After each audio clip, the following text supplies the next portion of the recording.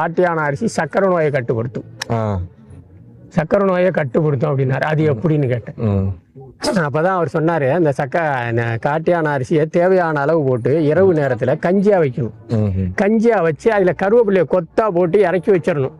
விடிய காலையில சூடா இருக்கும் போதே கொதிச்சு வெந்தோடனே கொத்தா போட்டு கருவேப்பிலையை கொத்தா போட்டு இறக்கி வச்சிடணும். இறக்கி வச்சுட்டு விடிய காலையில வெறுமயத்துல சாப்பிட்டுக்கிட்டு வந்தா சக்கரை நோய் கட்டுப்படும்னு அவர் ஒரு தகவலை சொன்னார்.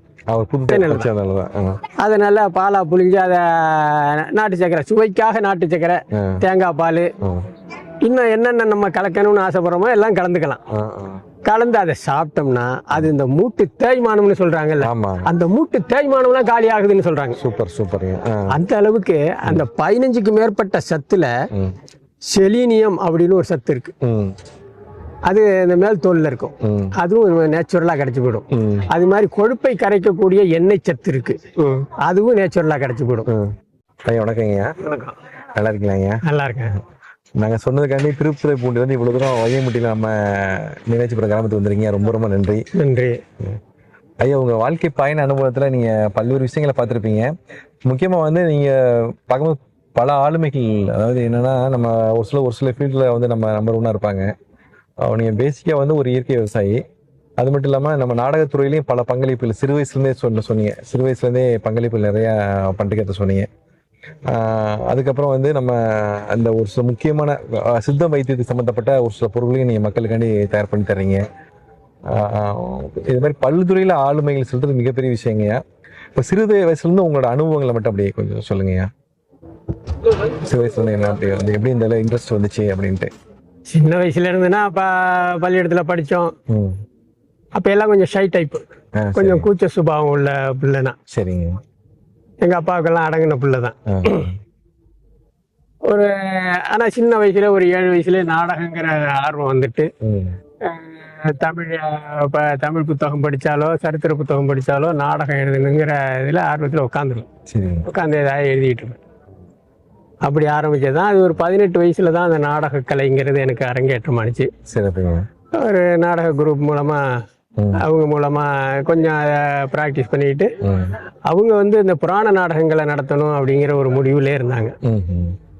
அப்போதான் நான் புராணங்கள் பக்கம் என்னுடைய கவனத்தை திருப்பினேன். புராணங்கள்லாம் நான் நிறைய வாங்கி படித்தேன். புராணங்கள் இன்னைக்கு ஓரளவுக்கு எனக்கு தெரியாத புராணங்கள், தெரிஞ்ச புராணத்துல தெரியாத கதைகள் நிறைய இருக்கு. அதெல்லாம் நிறைய படிச்சிருக்கிறேன். படிச்சுட்டு அதை ஒவ்வொன்றையும் நாடகமாக்கணும். மாவீரன், சிசுபாலன், துரியோதனன் சபதம், ஆச்சாரியார் ராவணன், இப்படி நிறைய கதைகள் வித்தியாசமான கோணத்துல. ஆமா, அதாவது ஒரு பொதுவா ராமாயணம் மட்டும் இல்லாம அதுக்குள்ளேயே வித்தியாசமான கோணத்துல பெரிய. ஆமா ஆமா. எந்த கேரக்டர் சரியில்லைன்னு சொல்றாங்களோ அதனுடைய நல்ல குணங்களை எடுத்துக்கிறது. சிறப்பு. ராவணனோட நல்ல குணங்கள்லாம் எடுத்து ஒரு தலைப்பு. ஆமா, அவனுக்குள்ள நல்ல குணங்கள் இருக்கு, அவனுடைய விதி வேற மாதிரியா போகுது அப்படிங்கிற அந்த இப்படி வாழ்க்கை அமைஞ்சுக்கிச்சு. ஆமா, அந்த மாதிரி அடிப்படையில அதை எடுத்துக்கிட்டேன். துரியோதனன்னா துரியோதனுடைய வரலாறு. அவன் கெட்டவன் ஒரு முடிவு இருக்கு, ஆனா கெட்டவன் அல்ல. அவங்க அப்பா, அவங்க ஃபேமிலி, ஆமா, மற்றவங்களுக்கு கெட்டவன் கிடையாது. நண்பன்கிற அடிப்படையில கர்ணன் அவன் எவ்வளவுதான் இது பண்ணான்.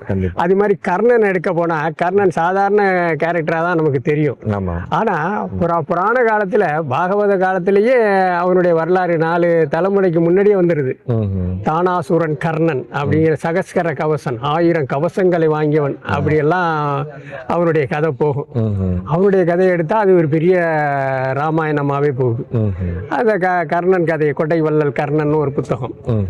இப்ப நாடக காவலர் RS மனோகர் 100ஆண்டு விழாவுக்காக அதை நினைவு நூலா வெளியிட்டு இருக்கேன். சிறப்பு சிறப்பு. அந்த மாதிரி வேற என்ன முக்கியமான நாடகங்கள் சொல்லாங்க. இப்ப நாடகத்தை பத்தியே பேசிடுவோம். இப்ப நாடகத்துல வேற என்ன பண்ணீங்க? நாடகத்துறைக்கு பெரிய பங்களிப்பு நிறைய செஞ்சிருக்கீங்க. புத்தகங்கள் நிறைய வெளியிட்டு இருக்கீங்க. அதுல வேற என்ன புத்தகங்கள் முக்கியமா சொல்ல, கதைகள் சொல்லலாம். ஆச்சாரியார் ராவணன், ராவணனை பத்தி பத்தி சொல்றீங்க. துரியோதனை பத்தி சொல்றீங்க. வேற என்ன சப்ஜெக்ட்ல பேசுறீங்க? ராவணனை பத்தி பெரும்பாலும் எல்லாருக்கும் தெரியாது. அவன் ஆச்சாரியார் ராவணனுக்கு அவனுக்கு பட்டம் உண்டு, அது யாருக்குமே தெரியாது. ஆமா ஆமா. எப்படி அவன் ஆச்சாரியார் ஆகிறான்? அவன் போர்க்களத்துல அடிபட்டு கிடக்கிற நேரத்துல ராமர் லட்சுமணனை கூப்பிட்டு, லட்சுமண அவன்கிட்ட ராவணன்ட்ட போய் நீ உபதேசம் வாங்கிட்டு வா அப்படிங்கிறார். சரிங்க. இவன்கிட்டயா போய் நம்ம உபதேசம் வாங்குறதுன்னு அவன் கேட்கறான். அவன்கிட்ட தான் வாங்கணும் போ அப்படின்னு அடிபட்டு கிடக்கிறவன்ட்ட போய் உபதேசம் வாங்கிக்கிறாரு. அப்பதான் அவரு அந்த கதையை சொல்றாரு, தன்னுடைய கதையை வரலாற. இப்படியெல்லாம் நடந்தது, இப்படியெல்லாம் நடந்தேன், இதெல்லாம் ஏன் நடத்தினேன், எல்லாம் ராமனுடைய இதுதான் அப்படிங்கிற அந்த கதையை சொல்றதுனால, அந்த விஷயங்களை பூரா சொல்றதுனால தான் அவருக்கு குருவாகிறார். யாருக்கு? லட்சுமணனுக்கு குருவாகிறார். லட்சுமணனுக்கே தெரியாத பல விஷயங்களை சொல்லும்போது லட்சுமணனுக்கே குருவாகிறார். அதனாலதான் ஆச்சாரியார் ராவணன் பேரு. துரியோதனன் சபதம்னா, துரியோதனன் எப்ப சபதம் பண்ணா? பாஞ்சாலி சபதம் தான் கேள்விப்பட்டிருக்கோம். ஆமா. ஆனா பாஞ்சாலி அவனை மானபங்கப்படுத்தும் போது உன்னை மானபங்கப்படுத்துவேன் அப்படின்னு ஒரு சபதம் பண்றான். அதைத்தான் அதை பேசிக்கா கொண்டு போய் அவனுடைய வரலாறுகளை கொண்டு போனான். அது மாதிரி மாவீரன், சிசுபாலன், அவீர அபிமன்யு, இப்படி நிறைய நாடகங்கள், நூல்கள்லாம் வெளியிட்டு. அந்த நிலைமையில தான் நமக்கு இந்த இயற்கை சார்ந்த விஷயங்கள் எப்படி வந்ததுன்னா, ஒரு தொண்டு நிறுவனம் என்ன பண்ணாங்க, அவங்க சில விஷயங்களை சொல்லியிருந்தாங்க. அதில் இது எய்ட்ஸ் பிரச்சார நாடகம், பிரச்சாரங்கள் பண்ணணும், அதுக்கு சமுதாய விழிப்புணர்வு நாடகங்கள், சமுதாய விழிப்புணர்வு பண்ணணும்னு ஒரு குறிப்பு கொடுத்துருந்தாங்க. அங்கே போனால் அவங்க இயற்கை விவசாயத்தை பற்றி பாடம் எடுத்தாங்க. என்னடா இயற்கை விவசாயம், நமக்கு நான் ஏற்கனவே விதைப்போம் மறுப்போங்கிற கோணத்தில் தான் இருக்கிறது.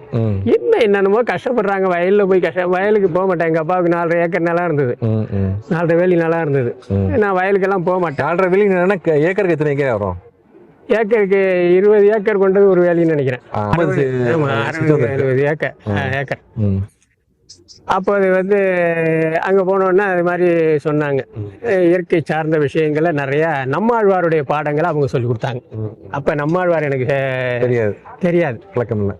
ஆமாம், நம்மாழ்வாரோட செய்தி சின்ன சின்ன துணுக்கா பேப்பரில் படிச்சிருக்கிறேன். அவருடைய பாடங்களை எனக்கு கற்றுக் கொடுத்தாங்க. நீங்கள் இதை பற்றி நாடகம் எழுதுங்க அப்படின்னு அவங்க தூண்டுனாங்க.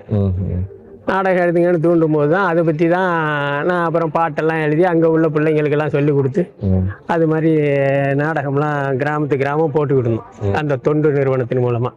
அதுக்கப்புறமா ஆதிரங்கத்தில் நெல் ஜெயராமனுடைய அறிமுகம் கிடைச்சிது. அப்போ அவர் நெல் திருவிழாங்கிற ஒரு அமைப்பை நடத்திக்கிட்டு இருந்தார். நெல் திருவிழா நடத்துகிற திருவாரூரில், ஆமாம், திருத்துறைப்பூண்டியில் ஆதிரங்கங்கிற ஒரு கிராமத்தில் நடத்திக்கிட்டு இருந்தார். அங்கே போன என்னுடைய நாடக குழுவில் உள்ள நண்பர் தான் அவருக்கு நண்பர். அவர் என்ன அறிமுகப்படுத்தினார். சிறப்புங்க. அறிமுகப்படுத்தும் போது அங்கே நம்மாழ்வார் வந்தார். நம்மாழ்வார் வரும்போது அவருக்கு எனக்கு அறிமுகமாச்சு. அவருக்கு எனக்கு அறிமுகமானோன்னா அவர் என்ன சொன்னாரோ அதை நான் செயல்படுத்த முடிஞ்சேன். அவரு சொல்றதுதான் வேத வாக்கு அப்படிங்கிறத அதை செயல்படுத்த முனையும் போதுதான் அவருக்கு என் மேல ரொம்ப பற்று ஏற்பட்டுச்சு. அப்ப அந்த காட்டியானம்னு ஒரு நெல் நான் முத அப்பதான் விவசாயத்துக்கு நுழைகிறேன். விவசாயத்துக்கு நுழையும் போது நாடகத்துறையில விவசாயத்துறைக்கு வர்றீங்க. ஆமா, விவசாயத்துல நுழைகிறேன். நுழையும் போதே நான் எங்க அப்பா நிலத்தெல்லாம் வித்துட்டாங்க. நான் விவசாயத்துக்கு வரும்போது நம்மாழ்வார் பாடம் கிடைச்சோன்னா நான் விவசாயம் பார்க்கணும்னு ஆசைப்படுறேன். அதுக்கு முன்னே எங்கள் அப்பா நிலத்தை விற்றுட்டாங்க. விற்றோன்னா நான் நிலம் வாங்கணுமே அப்படின்ட்டு தேடிட்டு இருக்கும்போது நெல் ஜெயராமன் தான் அங்கே ஆதிரங்கத்தில் 1 ஏக்கர் நிலத்தை காட்டி விட்டாரு. அதை வாங்கினேன். வாங்கி சாகுபடி பண்ணும்போது பாரம்பரிய நெல்லை தேடணும், பாரம்பரிய நெல்லை தான் பயிர் பண்ணணும்னு தேடினேன். அப்போ எனக்கு கற்றுக் கொடுத்த தொண்டு நிறுவனத்தில் நெல் கிடையாது. 50 நெல் எண்ணி கொடுக்குறேன்,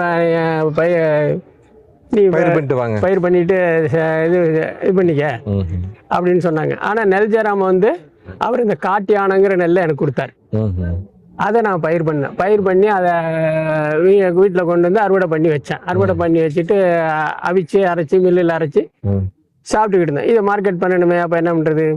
அப்போ அந்த பசுமை விகடன் இந்த மாதிரி பத்திரிகைகள்லாம் நமக்கு ஊடகங்கள் வசதி இருந்தது, உதவி செஞ்சாங்க. அது அவங்க அதை பயன்படுத்திக்கிட்டோம். அதை பயன்படுத்தும் போது அது கொஞ்சம் ரீச் ஆச்சு, வியாபாரம் பண்ண முடிஞ்சுங்களா? ஆமாம், விவசாயிகள்கிட்ட கொஞ்சம் முடிஞ்சு விவசாயிகளுக்கு விதையாக கொடுத்தேன். ஆமாம், நுகர்வோருக்கு அரிசியாக கொடுத்தேன்.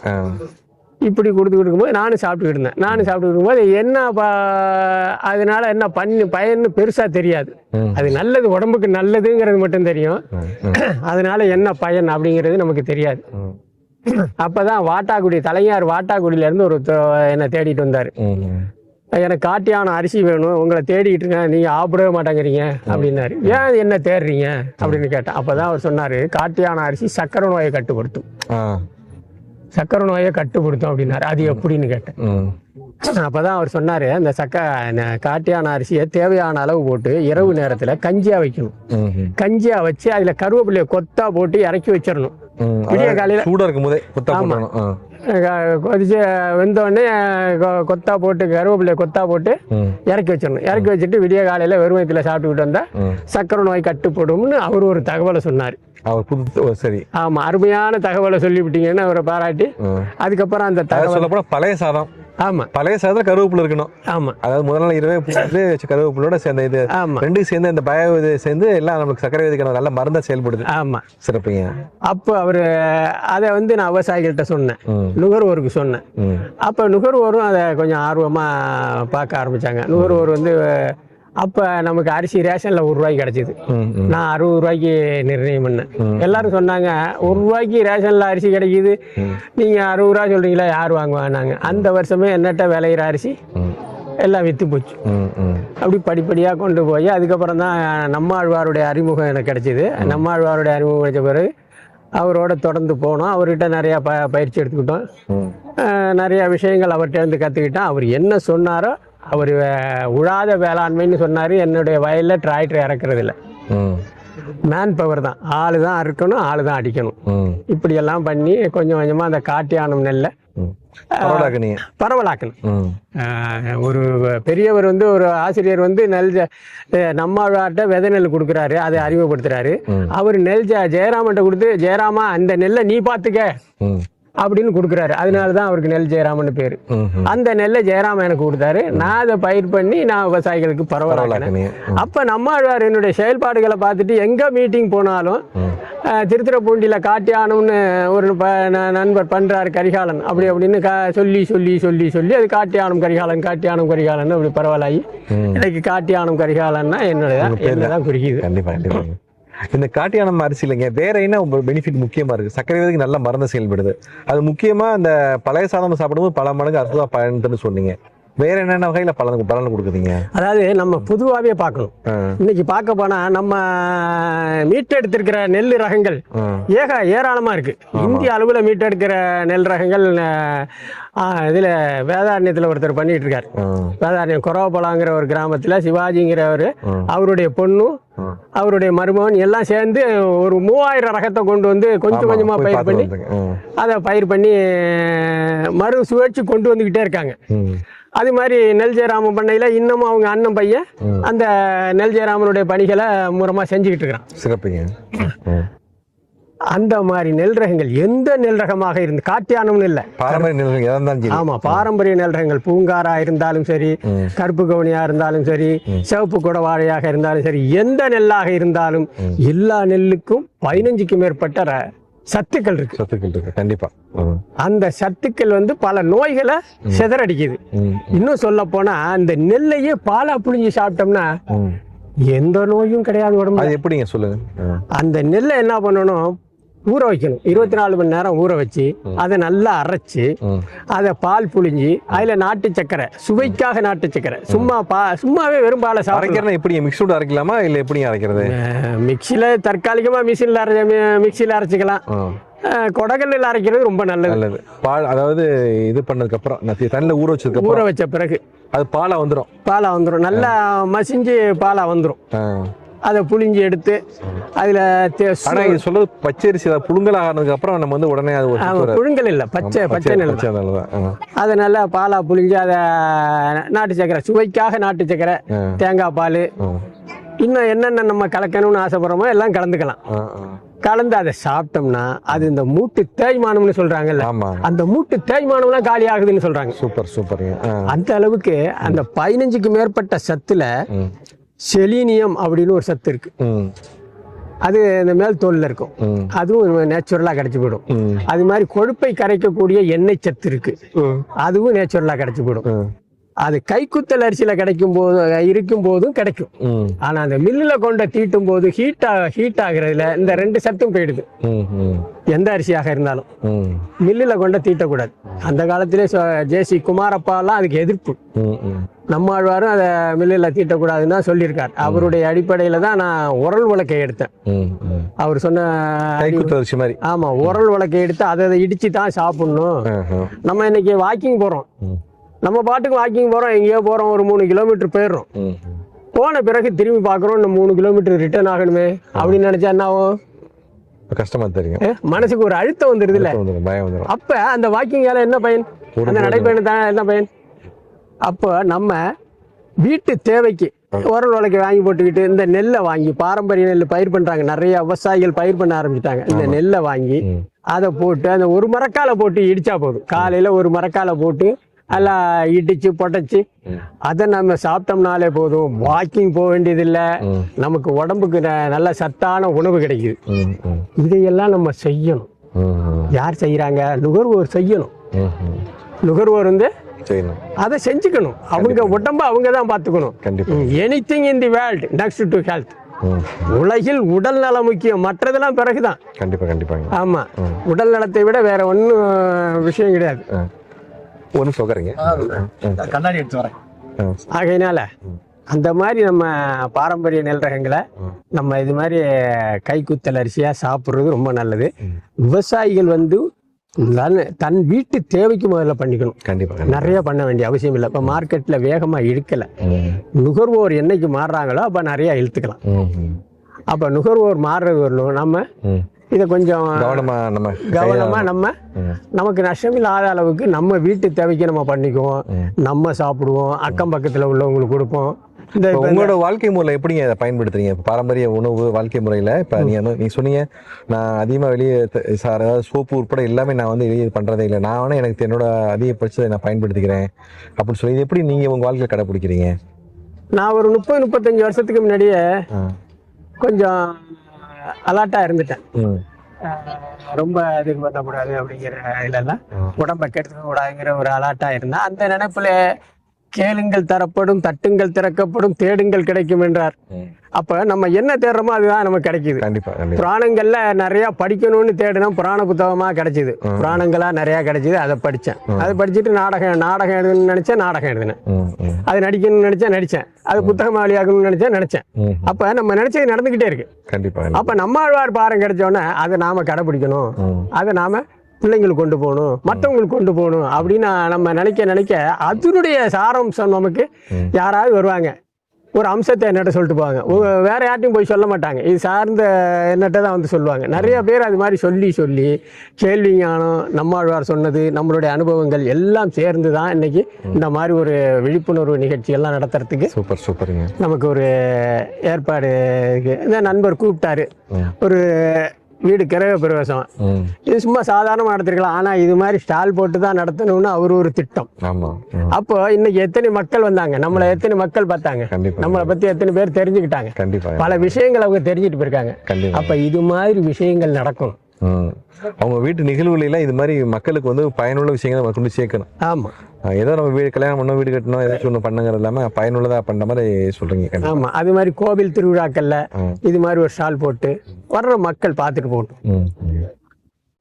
போட்டும், தேவையானதை வாங்கிட்டு போட்டும் அப்படிங்கிற ஒரு இந்த மாதிரி எல்லாம் சில விஷயங்களை நம்ம பண்ணணும். எல்லாத்துக்குமே நம்ம யாராவது நிகழ்ச்சி நடத்துவாங்களான்னு எதிர்பார்த்துட்டு இருக்கக்கூடாது.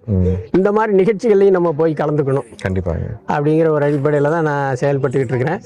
நம்மாழ்வார் பாடம் கிடைச்ச பிறகு அவருடைய என்ன சொன்னாரோ அதை சார்ந்து பால் சார்ந்த உணவுகளை தவிர்த்தேன். அதுக்கப்புறம் கவிச்சி சார்ந்த உணவுகளை தவிர்த்தேன். கஞ்சியா சாப்பிட்றது தான் ரொம்ப விரும்பிட்டு இருக்கேன். கஞ்சி, மூலிகைகளை எல்லாம் பறித்து வீட்டு தோட்டத்தில் இருக்கிற இலை தலையெல்லாம் பறித்து, ஆடு மாடு என்ன இலையை திங்குதோ அதெல்லாம் பறித்து, குறிப்பாக வாழை இலையோட குருத்து கூட கொஞ்சோண்டு பறித்து போட்டு எல்லாத்தையும் துவையலை அரைச்சி சாப்பிட்டு பாருங்க. மறுநாள் உங்களுக்கு ஃப்ரீயா இருக்கும் உடம்பு, மலச்சிக்கல் இருக்காது, எந்த இதுவும் இருக்காது, ஃப்ரீயா இருக்கும். இதை தொடர்ந்து நம்ம சாப்பிட்டோம்னாலே நமக்கு எந்த நோயும் இல்லை. இன்னும் சொல்ல போனா நம்மாழ்வாருடைய பாடத்தை நான் கடைபிடிச்ச பிறகு என்னுடைய உடம்புல ஊசி போடவே இல்லைங்க 20 வருஷமா. சிறப்பு, ரொம்ப சிறப்புங்க. அலோபதி மருத்துவம் கிடையாது. ஏதோ முக்கியமா அந்த சைனஸ் பிரச்சனை எல்லாம் இருந்தது, இந்த மூட்டு இந்த இடுப்புல இருந்து கால் வலி வரலும் இருந்தது, எல்லாமே காலி ஆயிட்டு. எதை தவிர்க்கணுமோ அதெல்லாம் தவிர்த்துட்டேன். தேவையில்லாதவற்றை செய்யறதே இல்லை. தேங்காயை பச்சையா சாப்பிடுவோம், ஒரு தேங்காய் மூடிய பச்சையா சாப்பிட்டோம்னா மத்தியானம் பசி ஆறிடும். இப்படி நிறைய விஷயங்களை கொஞ்சம் கொஞ்சமா பழகிட்டு ஒரு 50% என்னால் இந்த சமுதாய சூழலில் ஒரு 50% என்னால் இயற்கைக்கு மாற முடிஞ்சிருச்சு. சிறப்பு, ரொம்ப சிறப்பு. ஆமாம், எல்லாரும் மாறிட்டாங்கன்னா நானும் முழுமையாக இயற்கைக்கு மாறிடுவேன். கண்டிப்பாக கண்டிப்பாக எல்லாருமே மாறிட்டாங்க. இப்போ நான் இந்த விஷயம் இந்த விழிப்புணர்வு ஏற்படுத்துறதுக்கு எனக்கு முக்கிய காரணம் ஒரு சுயநலம். கண்டிப்பாக என்னுடைய சுயநலம். எப்படி சுயநலம்? நான் நல்லா இருக்கணும், என் பிள்ளைங்க நல்லா இருக்கணும், என் பேர பிள்ளைங்க நல்லா இருக்கணும், இப்படி சிந்திச்சேன். என் பேர பிள்ளைங்க நல்லா இருக்கணும், என் பிள்ளைங்க நல்லா இருக்கணும்னு நினைச்சா என்ன வருது? நான் மட்டும் செஞ்சா போதுமா? சமுதாயத்தை செய்ய வைக்கணும், சமுதாயத்தை செய்ய வைக்கணும். என் பிள்ளை பெங்களூர்ல வேலை பார்க்கறான், அவனுக்கு அங்க இயற்கை சார்ந்த உணவு கிடைக்கணும். கண்டிப்பா கண்டிப்பா கண்டிப்பா இப்படியெல்லாம் நான் சிந்திச்சேன். அதனாலதான் இந்த நாடகம் அது ஒரு வாய்ப்பா எனக்கு கிடைச்சிது. நாடகம் அப்படிங்கிற அந்த பயிற்சி நம்மாழ்வாருடைய பாடத்தை மக்கள்கிட்ட கொண்டு போறதுக்கு எனக்கு ஒரு வாய்ப்பா இருந்தது. அதை தான் நான் செஞ்சுக்கிட்டு இருக்கேன். நாடகங்கிற ஒரு அடிப்படையில இதை செஞ்சுக்கிட்டு இருக்கேன். எந்த விதமான எனக்கு இதுல மனமாச்சரியமோ எதுவுமே கிடையாது. யார் என்ன சொன்னா என்ன, நான் சொல்றேன், விருப்பப்பட்டா எடுத்துங்க, அது உங்களுக்கு நல்லது. கண்டிப்பா. கேட்டு நடந்தால் கெடாமல் வாழலாம் அப்படின்னு ஒரு டயலாக் பேசுவோம் கண்டிப்பா நாடகத்துல. அதுதான் எங்களுடைய இது. ஆமா, கண்டிப்பா கண்டிப்பாங்க. ரொம்ப நன்றிங்க, உங்க பயணம் கொடுத்ததுக்கு ரொம்ப நன்றி.